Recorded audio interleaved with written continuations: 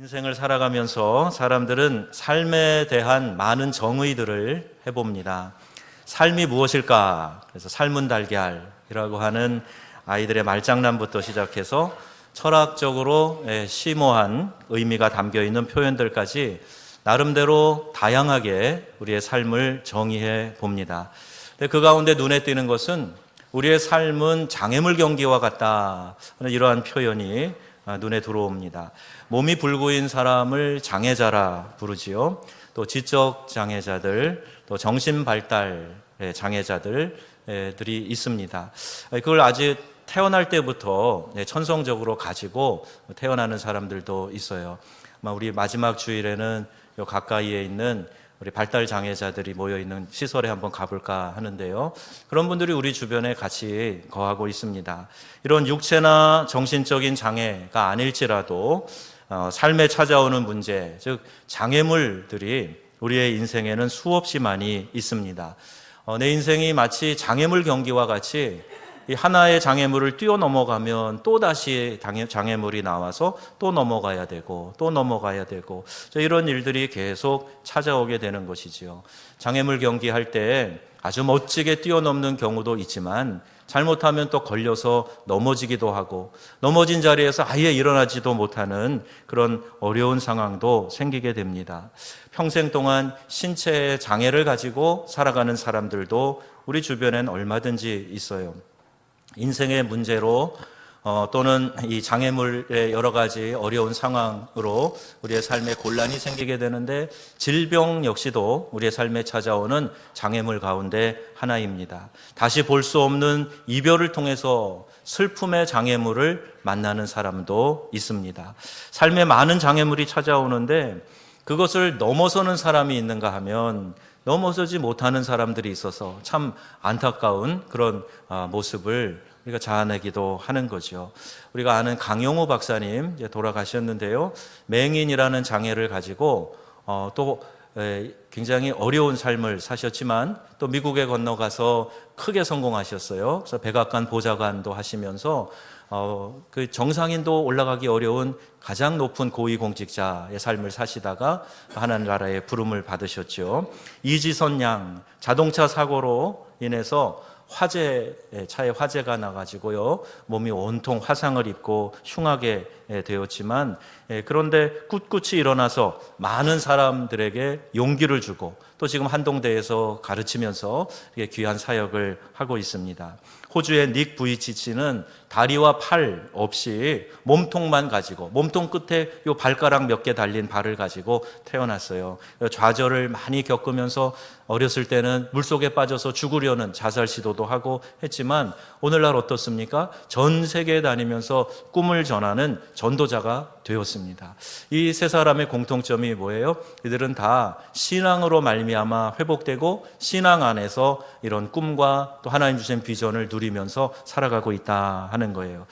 강용호 박사님 제가 파리에서 만났을 때 요새 이제 의학 기술이 많이 발달해서 눈을 뜰 수도 있답니다. 그런데 나 눈 뜨기 싫어요.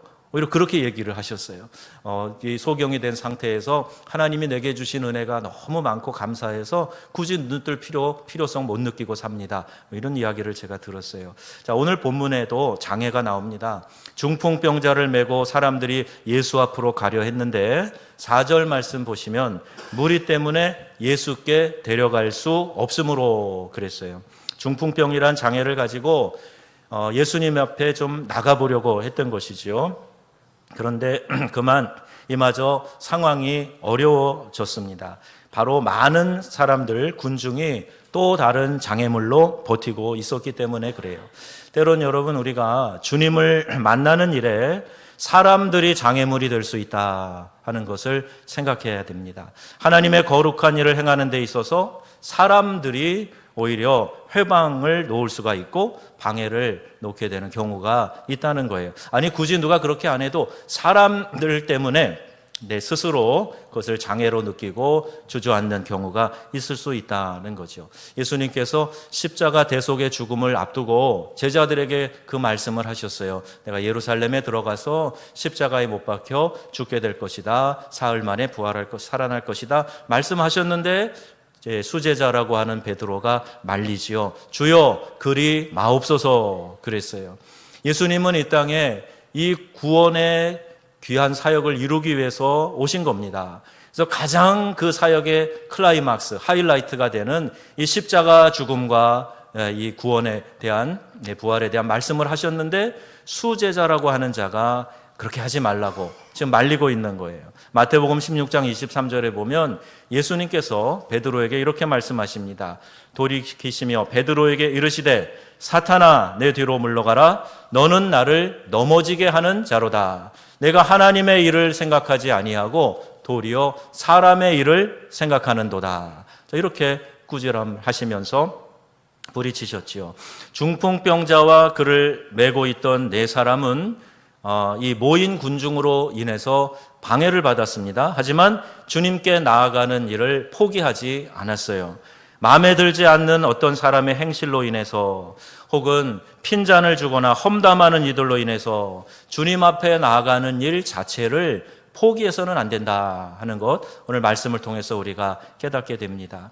사실 믿지 않는 사람들은요, 복음 그 자체보다 복음을 들고 있는 우리의 손, 우리 자신을, 그 사람을 더 주목해서 보는 거예요. 그래서 믿는 자들이 본이 되는 삶을 살아야 됩니다. 우리의 삶의 현장에서 우리가 성령의 열매를 맺어가면서 친절과 사랑으로 그들을 섬기면서 이렇게 살아가는 가운데 복음을 전해야지, 우리의 마음이 또 우리의 삶이 본이 되지 못하면서 복음만 전하고 예수 믿어라 그러면 안 듣는다는 이야기죠. 예수 믿는 사람들은 다른 형제 자매를 볼 때요, 질그릇같이 연약한 존재다 하는 것을 알아야 돼요. 그를 어여삐 보고 긍휼히 여기는 마음으로 바라봐야 됩니다. 그런데 중요한 것은 예수 믿는 형제 자매이거든 그가 비록 그렇게 질그릇처럼 연약하고 부족하지만 그 안에 뭐가 담겨 있어요? 보화가 담겨 있어요. 그 보화가 바로 예수 그리스도입니다. 하나님이 그 안에 거하고 계시는 하나님의 자녀라는 말이에요. 그래, 네가 아직 부족하고 공사 중이라 다 완성되지는 않았지만 그러나 네가 예수 믿는 하나님의 자녀이니 너의 가능성을 보고 내가 너를 귀하게 여긴다. 이런 마음을 가지시라는 거예요. 그래서 그런 마음으로 실수, 허물이 많고 말이 온전하지 않고 또 그 부족함이 많지만 그 안에 보화를 바라보면서 그 사람을 인정해주고 기다려주는 거예요. 그래야 사람으로 인한 시험에 빠지지 않을 수가 있습니다. 네가 그럴 수가 있어? 네가 권사라며 집사라며 네가 그럴 수가 있어? 그게 아니라 그럴 수도 있지. 아직 좀 부족해서 그렇지. 내가 그를 위해서 더 기도해야지. 그러면서 그 안에 담겨져 있는 보화를 생각하며 기다려주는 거예요. 여러분, 이렇게 우리가 살아가게 될 때 이런 도식도 볼 수가 있어요. 기적을 경험한 믿음의 사람들은요, 내 앞에 어떠한 장애가 생긴다고 할지라도, 사람들로 인한 그 어떤 장애가 있다고 하더라도 주님 앞에 나아가는 일을 절대로 포기하지 않았던 사람들이다 하는 거죠. 성경에 삭개오가 그랬습니다. 모인 군중이 많았어요. 삭개오 세리장은 키가 작아서 예수님을 좀 바라보기도 어려웠어요. 자기 체면에도 불구하고 돌무화과 나무 위로 올라갑니다. 그에게 있어서는 군중과 그의 체면이 장애물이 되었던 거죠. 12해 동안 혈루증을 앓던 여인은요, 역시 군중이 장애가 됩니다. 사람들의 조롱과 자신의 수치, 이것이 장애물이 되는 거예요. 그러나 예수님께 다가가서 예수님의 옷자락에 손을 대지 않습니까? 소경 바디메오는 어땠습니까? 사람들이 핀잔을 줘요. 다윗의 자손 예수여 나를 불쌍히 여기소서라고 외치는데, 근데 사람들이 야 이놈아 조용히 해, 네가 누구라고 예수님 앞에 소리를 질러, 이렇게 오히려 핀잔을 줬어요. 그런데 더욱 소리 질러 가로되 다윗의 자손 예수여 나를 불쌍히 여기소서, 그러면서 주님 앞에 굴하지 않고 나아가는 모습을 보게 됩니다. 오늘 본문의 중풍병자 그 친구들을 보세요. 모인 군중으로 인해서 예수님에게 나가지 못해요. 사람들이 장애물이 됩니다. 그런데 지붕을 뚫습니다. 방해가 있다고 그래도 포기하지 않고 예수님을 만나려고 하는 간절한 마음을 가진 사람들, 그 사람들이 성경에 등장하는 인물들이고 그들이 예수님을 만났고 그들이 예수님의 기적을 체험한 거예요. 여러분, 신앙생활 하는데 지금 어떤 방해물이 있다고 할지라도 그것으로 인하여서 포기하지 마시고 뒤돌아가지 마시고 더욱 열심으로 주님께 가까이 나아가시는 믿음의 귀한 성도님들이 다 되시기를 주님의 이름으로 축복합니다. 장애물을 바라보는 시선이 이처럼 중요한 거예요. 하나님은 우리가 감당할 시험만 허락하신다 그랬어요. 또 시험 받을 즈음에 피할 길도 예비해 주신다 그랬어요. 그러니까 얼마나 쉬운 싸움입니까? 물론 그 자신은 그 순간에 괴롭지만 한번 앞뒤 결과를 보세요. 막 손에 땀을 쥐게 하는 축구 경기, 야구 경기 보실 때요, 결과를 알면 여러분 어때요? 마음이 편안하죠. 저거 9회 말 마지막 투아웃에 마지막 말로 홈런 쳐가지고 역전돼. 결론을 알고 있으면 편안하게 볼 수가 있지 않습니까? 이미 하나님이 우리에게 결론을 알려주셨어요. 너희가 감당할 만한 시험만 줄게. 그리고 시험 받을 때 주의 기울여서 기도하면 성령의 인도하심 따라서 피할 길도 예비해 줄게. 이렇게 말씀하시는 거예요. 여러분, 지금 여러분 마음에 나는 정말 왜 이렇게 어려운 시험에 빠져 있는가 이런 생각이 들고 감당하기 정말 어렵다, 내가 못 감당할 것 같다, 이런 마음이 드시면요, 오히려 거꾸로 생각해 보세요. 그것을 감당할 만하니까 하나님이 나에게 허락해 주신 거야. 그래도 이만하니까 하나님께서 인정해 주셨으니까 이런 시험도 나에게 허락해 주신 거야. 이렇게 믿음의 눈으로 바라보시기를 바랍니다. 그러면 우리가 하나님 은혜 안에서 그 장애물을 넘어설 수가 있게 되는 거예요. 원수가 어둠의 구덩이에서 나를 덮어버리려고 해도 예수의 생명이 내 안에 있으면 희망의 빛을 간직한 사람으로 살아가게 되는 겁니다. 여러분, 만약 아무런 장애가 없는 그런 인생을 산다, 순풍에 돛단 것 같이 유유자적하면서 우리의 인생을 살고 있다면 그것이 꼭 우리가 부러워해야 될 인생일까요? 우리 모두가 다 그런 기대를 갖지요. 아무 어려움 없으면 좋겠다. 물론 현실적으로 그러기도 어렵지만 과연 아무 어려움이 없으면 내 인생은 행복한가? 늘 핑크빛 무드에 아름다운 구름 위에 떠 있는 것 같은 그런 삶을 살게 되는가? 그렇지 않더라고요. 철든 사람은 다 압니다. 인생에 때로는 어려운 문제도 찾아오고 때로는 절망적인 순간도 찾아오지만 그 장애물을 넘어서는 그 순간에 나에게는 또 하나의 장애를 넘어섰다는 만족감과 승리에 대한 성취감과 또 하나님과 더욱 가까워질 수 있는 기회를 얻었다는 감사와 기쁨, 이와 같은 것들을 깨닫게 된다 하는 거예요. 아이를 이렇게 엄마가 태중에 품고 있을 때 참 힘들죠. 그 아이를 잉태하고 있는 시간 동안에 너무 조심해야 될 것도 많고 몸 자체가 불편하고 피곤하고 그렇지 않습니까? 그런데 그 기간 동안에 겪는 부모의 고충 말로 다 할 수 없지만 또 때로는 태어난 아이도 어렸을 때부터 골칫거리, 문제거리가 될 수도 있어요.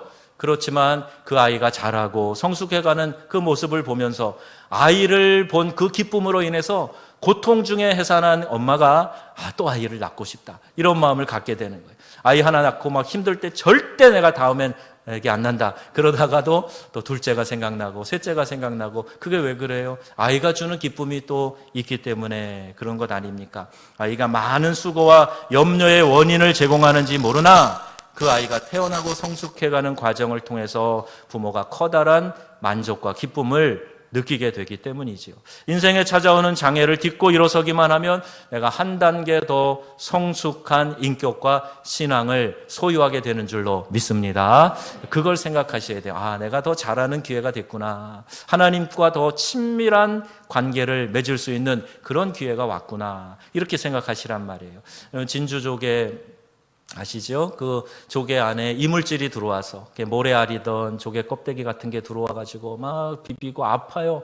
쓰리고 아프니까 이것을 감싸고 그렇게 점액을 내서 감싸고 그러면서 거기에 영롱한 진주가 맺히게 된다 하는 것 아닙니까? 우리의 삶에 어려운 문제, 쓰라린 문제가 찾아 들어왔을 때 고통스럽죠. 그 자체를 즐거워하기는 쉽지 않아요. 그러나 그것에 대해서 더 성숙해지기 위해서 기도로 감싸고 사랑으로 감싸고 인내로 감싸고 이렇게 하다 보면 그 안에 영롱한 신앙의 진주와 같은 아름다운 보석이 만들어진다. 여러분 꼭 기억하시기를 바랍니다. 고난이 고통이 나에게 저주만이 아니에요. 이게 왜 저주가 아니에요. 오히려 변장해서 찾아오는 하나님의 축복이라고 하지 않습니까? 여러분 믿음의 사람은요, 그래서 장애를 굴하지 않습니다. 오히려 장애를 넘어서기 위해서 지붕 위로 올라가요. 그리고 지붕을 뜯고 길을 내는 사람, 그 사람이 바로 믿음의 사람입니다.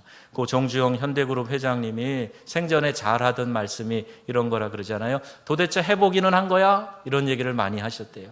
그래서 기업의 신화를 이루고 사람들에게 투지와 개척정신, 모험정신을 많이 심어줬다. 이제 그런 일화가 있습니다. 우리가 믿음의 사람들, 믿지 않는 사람도 의지와 신념을 가지면 이런 이야기를 할 수 있는데 믿음의 사람들이 왜 그렇게 나약합니까? 믿음의 사람들이 왜 사소한 일에 그렇게 자꾸 마음을 뺏기고 넘어지고 신앙이 휘청휘청하고 왜 그렇게 되는 거예요? 길이 없으면 길을 내야 됩니다. 길을 낼 수 없는 곳이면 왜 지붕 위로 올라가 뚫을 생각은 하지 않습니까? 동굴에 갇혀 있지 말고요. 그 동굴을 뚫어서 터널을 내면 되는 것 아니에요. 그런데 그 동굴 속에서 어둡고 칙칙하다고 거기 주저앉아서 거기 갇혀서 거기 울고 있고 낙심하고 있고 그래서는 안 된다는 거예요. 파리에 사는 한국 사람들이 좀 특별한 의식을 갖고 있는 게 있어요. 이게 프랑스 문화의 영향인 것 같은데 다수가 하는 평범한 일 그것을 따라하기보다는 소수의 특별함에 있기를 그래서 그런 것들을 즐기는 사람들이 많습니다. 데타이라는 말 많이 쓰는데 사람들이 개별적이에요. 인디비주얼한 거죠. 내 개성과 기호를 지나칠 정도로 존중합니다. 이것이 신앙에도 적용되는 것 같아요. 그래서 교회 가기 싫을 때, 예배보다 더 중요한 일들이 있다고 생각될 때 예배 안 드려도 된다는 상황적인 합리화가 굉장히 심한 곳이에요. 그래서 제가 놀라는 것은요, 이제 한국에 와서 이제 5년 차, 6년 차 보내면서 한국도 해마다 그렇게 되는 거예요. 유럽 교회 못지않게 해마다 아주 빠른 속도로 사람들이 신앙의 합리화를 많이 이야기하는 거예요. 과거에는 그렇게 했는지 모르지만 요새는 시대가 달라. 바쁜데 어떻게 그렇게 기도할 시간도 없고 예배 드릴 시간도 없고 봉사 이런 거는 사람들 사서 하고 나는 좀 빠지고 이런 의식으로 굉장히 빠르게 지금 나아가고 있다는 거예요. 여러분 시대가 문화가 달라도 우리의 행위를 결정하는 모든 의식과 문화를 넘어서는 변치 않는 하나님의 말씀 이것이 우리의 삶의 척도가 돼야 될 줄로 믿습니다. 우리 기독교의 경전이 뭐예요? 우리가 가지고 있는 성경 아닙니까? 66권의 성경이에요. 이 성경을 우리가 기독교 경전으로 삼고 있는데 경전을 캐논이라고 이야기합니다. 캐논이라는 말의 의미가 뭐냐 하면요, 잣대, 규범 이런 의미를 가지고 있어요. 그러니까 말씀이 우리의 삶의 모든 것을 결정하는 잣대가 되고 규범이 돼야 된다 하는 이야기예요. 근데 과연 우리가 하나님의 말씀이 내 인생의 규범이 되고 있는가? 가고 서고 말하고 행동하는 삶의 기준이 과연 하나님의 말씀인가? 이걸 늘 점검해 봐야 돼요. 혹시 상황은 아닙니까? 혹시 여러분이 판단하고 하고 안 하는 결정의 기준이 여러분의 감정은 아닙니까? 하나님의 말씀이 기준이 되어서 늘 여상하고 꾸준한 그런 믿음이 돼야 되는데 오르락내리락하고 하는 이유가 여러분의 감정 때문 아니에요? 무엇이 여러분의 삶을 결정하는 기준이 됩니까? 말하고 행동하고 생각하는 기준이 하나님의 말씀입니까? 이것을 우리가 한번 진지하게 생각해 봐야 하는 것이죠. 그렇다면 여러분, 하나님의 말씀과 타협할 그 어떤 상황적 필요성을 우리가 이야기할 수 있겠어요? 이건 상황 때문에 어쩔 수 없었어. 이렇게 이야기하면서 말씀도 외면하고 또 그 말씀도 저버리고 그렇게 눈 가리듯이 신앙생활 하면 되겠습니까? 주일에 예배드리고 거룩하게 지키는 일, 이건 우리에게 주어진 본질적 사명이에요. 예배의 기쁨과 그 예배를 통해서 우리가 능력을 받고 세상 가운데 나아가서 치열한 영적 싸움에서 승리해야 되는데 예배 슬렁슬렁 드리고 심심하면 빠지고 그래가지고 우리가 어떻게 영적 싸움에서 이길 수가 있겠어요? 바쁜 일상 내려놓고 하나님과 교제하며 쉬는 것은 내 자신이 축복을 누리는 데 있어서 매우 중요한 일이에요. 가장 중요한 일이에요. 그래서 우리가 예배를 소중히 여기고 함께 공예배 드리라고 그렇게 여러분 입에 닳도록 이야기를 하는 것 아닙니까? 계명을 지키며 살아야 된다. 이 말씀을 주야로 묵상하고 그 가운데 기록된 대로 다 지켜 행하라. 그리하면 내 길이 형통하리라. 분명히 말씀하고 계세요. 그런데 말씀을 지키려고 하는 의지보다는 자꾸 상황적인 합리와 변명을 늘어놓는 일이 더 많지는 않습니까? 11조 예물 드리는 거, 내 인생의 주인이 물질이 아니라 하나님이시다. 모든 것을 공급해 주시는 분은 하나님이시다. 이것을 내가 고백하면서 하나님을 주인으로 삼는 아주 중요한 신앙적 결단이에요. 그런데 이것을 다른 식으로 오해하고 호도하고 그러면서 안 드려도 돼. 그건 구약의 율법이야. 이렇게 만들어버리면 우리의 신앙이 자꾸 무너져 갑니다. 제가 파리에서 목회할 때요, 어떤 분들이 교회 안에 슬그머니 들어와서 11조 무용론을 퍼뜨린 적이 있어요. 또 거기에 영향을 받아갖고요, 11조 하던 사람들이 안 하고, 그래갖고 막 재정을 툭툭 어렵게 만들고, 여러 가지 교회 일에 힘을 빼뜨리는 그런 일들도 있었어요. 그러니까 여러분, 우리가 하나 별거 아닌 것 같다 생각해서 양보하다 보면, 말씀대로 기록된 대로 행하지 않다 보면 우리의 삶의 신앙에 어려운 문제들이 일순간에 들이닥칠 수도 있습니다. 교회에서, 주님의 몸된 교회에서 헌신하는 일, 이게 사람의 필요에 의해서 만들어낸 것입니까? 아니면 타협 없이 지켜야 될 하나님의 말씀입니까? 주님의 몸된 교회를 귀하게 여기고 그 몸된 교회가 병들지 않도록 내가 최선을 다해서 더 힘을 가지고 사역을 하도록 이 땅에 영혼들을 구원하는 이 교회의 본질적 사명 감당하라고 하는 그 일에 내가 힘이 되고 있습니까? 힘을 빼고 있습니까? 여러분, 이것을 우리가 잘 생각해야 돼요. 말씀이 절대 기준이 아니라 이혈령 비혈령 한다 그러죠. 귀에 걸면 귀걸이, 코에 걸면 코걸이. 그러면서 자꾸 우리의 신앙을 합리화시키고 자꾸 이렇게 핑계를 만들어내면 우리의 믿음을 건강하게 지킬 수가 없는 거예요. 내가 힘들고 내가 마음에 안 들면 신앙의 좋은 전통도 마구 바꾸려고 하는 것은 하나님을 섬기는 믿음이 아닙니다. 내가 스스로 주인된 변질된 신앙에 불과한 거예요. 사단은 분명히 우리가 예배하는 일, 헌신하고 충성하는 일 방해할 겁니다. 지금도 꾸준히 방해하고 있어요. 연말이 되면요, 더 극심해요.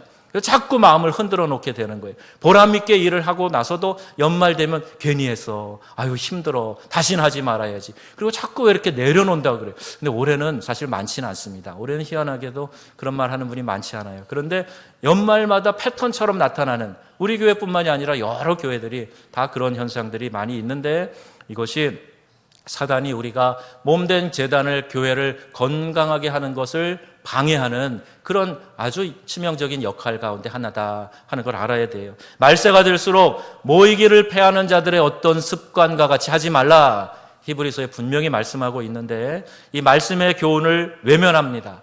그리고 때로는요, 우리 삶에 이렇게 길을 막아놓거나 큰 장애물을 갖다 주면서, 봐라, 예수 믿어도 어렵지 않니? 봐라, 오히려 교회 가면 더 골치 아파, 힘들어. 그러면서 자꾸 우리의 믿음을 약화시키는 일들이 얼마든지 일어나고 있다 하는 거예요. 이때 여러분, 그 장애물을 뛰어넘어야 됩니다.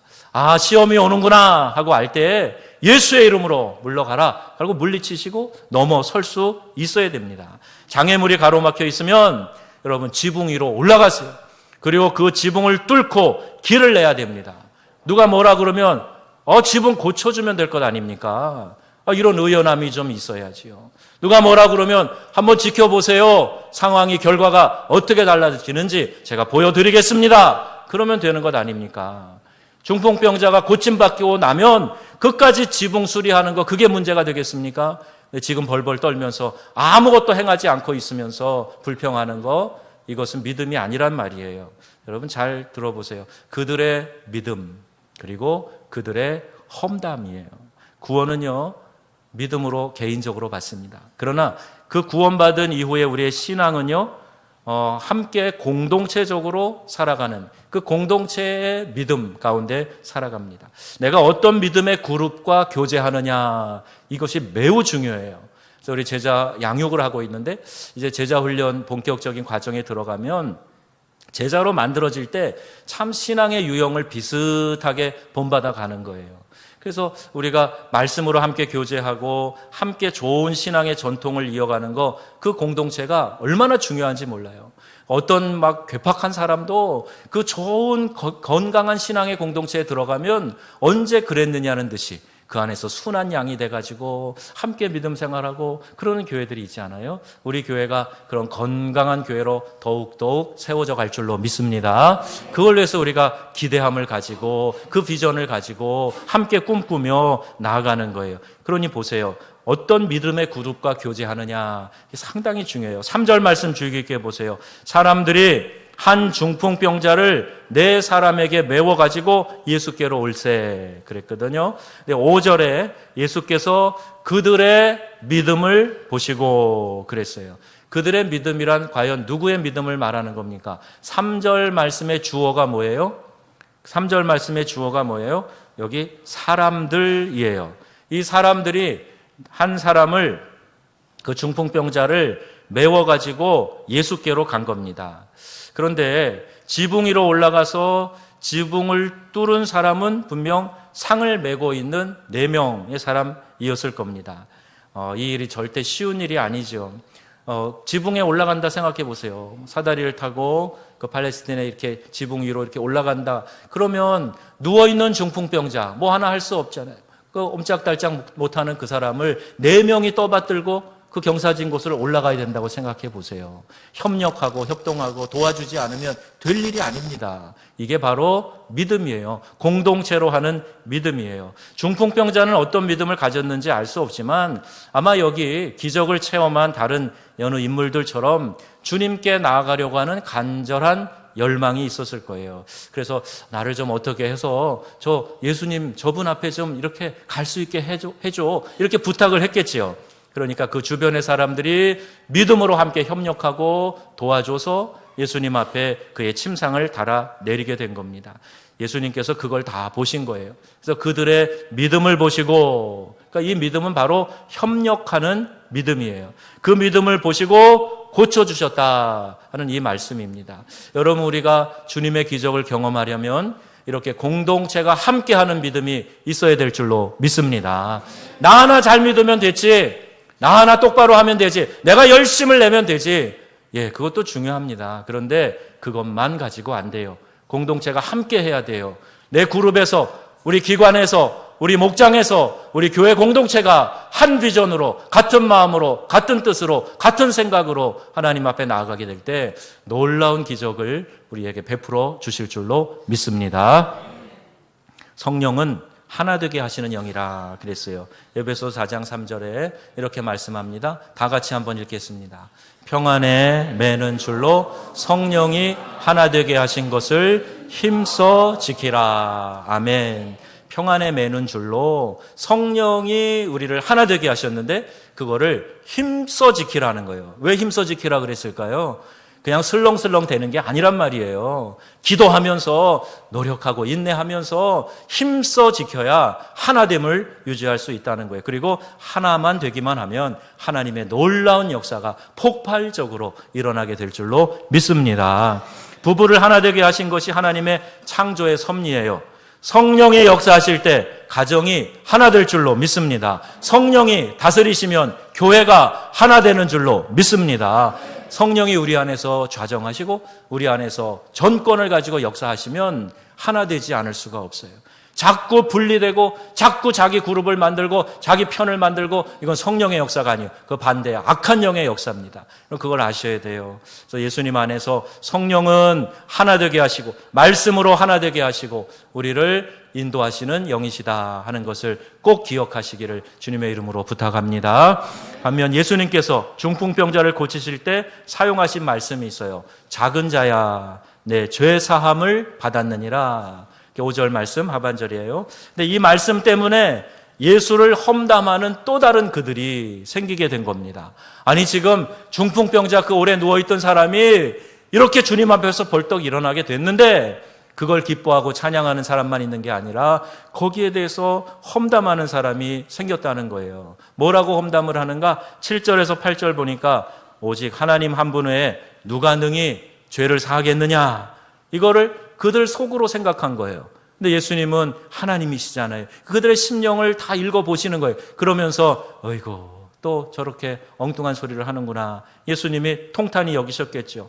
똑같은 기적을 보면서 기뻐하는 믿음의 그들이 있고, 방법을 문제 삼아서 어떻게 그렇게 하느냐, 방법을 문제 삼아서 험담하는 사람이 있어요. 험담은 영어의 가십이에요. 사람들한테 가가지고 수군수군 하는 거예요. 사람들한테 가서 좋지 않은 쪽으로 자꾸 말을 퍼뜨리는 거예요. 자, 이렇게 하고 있는 사람, 그들이 있단 말입니다. 그들의 믿음, 그들의 험담이 동시에 나오고 있어요. 여러분, 우리가 그 어느 쪽에 속한 그들이 돼야 되겠습니까? 믿음을 보시고 중풍병자를 고치신 것이지 토론에 의해서, 지적에 의해서 일을 행하신 것이 아니란 말이에요. 주님의 마음을 움직이는 것도, 사람들의 마음을 움직이는 것도 그렇게 꼬집어주고 이렇게 지적해주고 하는 데 있는 것이 아니라 믿어주는 믿음에 있다는 거예요. 여러분, 꼭 기억하시기를 바랍니다. 내가 믿음 안에서 그를 인내해주고 또 믿음으로 기다려주고 믿어주게 될 때 내가 바라던 일들이 일어나는 거지, 그거 지적하고 손가락질하고 꼬집어준다고 되는 일이 아니라는 얘기예요. 여러분, 전에 프랑스에서 목회할 때 어느 집사님의 메일이 있었는데요, 이런 내용이에요. 이분은 신방을 가거나 또 이야기할 기회가 있으면, 이렇게 해야 되는 것 아닙니까? 이렇게 해야 되는 것 아닙니까? 우리 교회 성가대 없앴으면 좋겠습니다. 그냥 다 여기 나와서 다 같이 서서 찬양하면 좋겠습니다. 막 이런 제안 많이 하던 그런 사람이에요. 이런 메일이 왔어요. 이제 앞으로 절대 고쳐야 할 것, 이렇게 합시다. 왜 이렇게 하면 안 되는 걸까? 뭐 이런 이야기 안 하겠습니다. 아예 생각도 안 하겠습니다. 지금 하고 있는 것, 지금 있는 그대로 해서 열심히 하고 더 뜨겁게 하도록만 노력하고 기도하겠습니다. 자, 이런 메일이 왔어요. 저는 참 감사했어요. 그분도 교회를 사랑하기 때문에 이렇게 하면 안 됩니까? 저렇게 하면 안 됩니까? 이야기를 많이 한 거예요. 그런데 정말 잘 되는 길은 그런 말을 많이 하는 데 있는 게 아니라, 내가 뜨거운 마음으로 지금 나에게 맡겨져 있는 일, 지금 우리에게 주어져 있는 일, 이거 열심히 하면 다른 것도 다 좋아지고 변화된다 하는 이 영적인 원리를 깨달은 거예요. 그가 성숙한 사람이었기에 이런 깨달음이 있었던 것이죠. 지적보다는 자원하는 사람들이 필요한 이 일들을 열심히 하게 될 때, 교회 분위기를 이것을 쇄신하게 될 때 이것이 좋아지게 되는 것이다 하는 성령의 가르치심에 그가 깨닫고 순종하게 된 거예요. 누구나 자신들의 경험이나 기호에 의해서 생각하는 바람이 왜 없겠습니까? 그 바람이 각각 달라요. 아까 말씀드렸지만 그분은 성가대 없애야 된다 그랬는데, 어떤 분은 우리 교회는 성가대가 너무 아름다워서 이 교회 등록하러 왔습니다. 이런 분도 있어요. 그러니까 생각이 다 달라요. 기호가 다 다른 거예요. 자기 바람도 달라요. 하지만 믿어주는 것, 격려해 주는 것이 10이면 9이 되어야 되고, 그리고 한 가지 정도 아쉬운 거 이야기해야 되는 거예요. 범사에 지적하고 고치라고 말하면 그것 듣는 사람은 힘을 또 용기를 잃어버리게 될 가능성이 매우 높습니다. 이 원리를요, 여러분 자녀 교육을 포함한 모든 대인관계에 다 적용하셔야 돼요. 특별히 우리 자녀들 그래도 사랑한다고 하면서 너 요거 하나만 고치면 좋겠다, 이렇게 지적해 주는 거, 그럼 고쳐지나요? 그거 안 고쳐져요. 오히려 내가 인정받지 못했다는 것 때문에 낙심합니다. 너 더 잘하는 것, 너 여기가 훌륭해, 이거 참 잘해. 그리고 그것을 강화해주고 격려해주면 내가 좀 부족하게 생각하는 부분이 슬그머니 없어지거나 그게 또 더 발전해서 좋아지는 그런 현상이 일어나는 거예요. 칭찬은 고래도 춤추게 한다. 그 책에도 이런 내용이 나와요. 동물을 조련하는 데에도 이 원리가 필요하다 하는 설명입니다.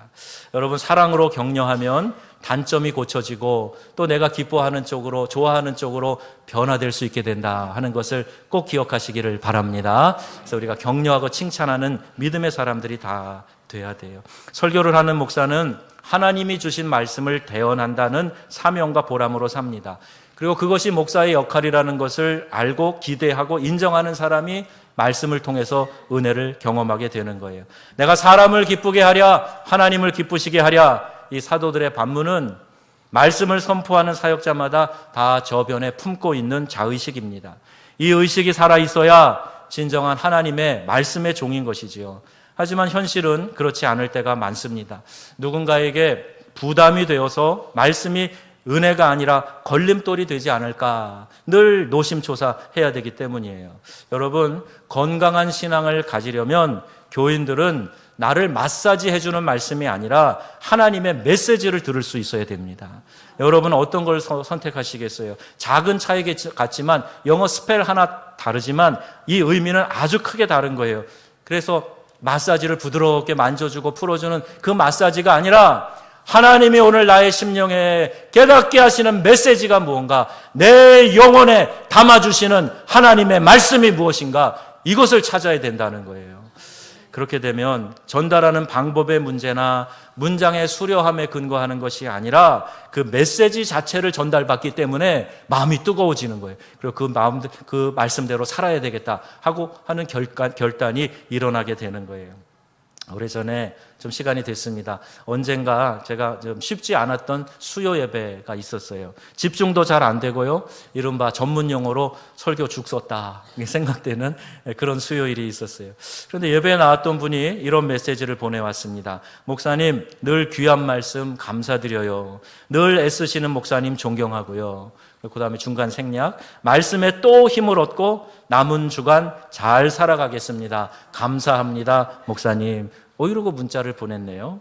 저는 참 한없이 제 자신이 딱하게 생각되고 부끄럽고 그런 상황이었는데 어느 집사님이 보내준 이 문자에 다시 용기를 내게 되었습니다. 설교가 잘 안 되면요, 설교자 자신이 잘 알아요.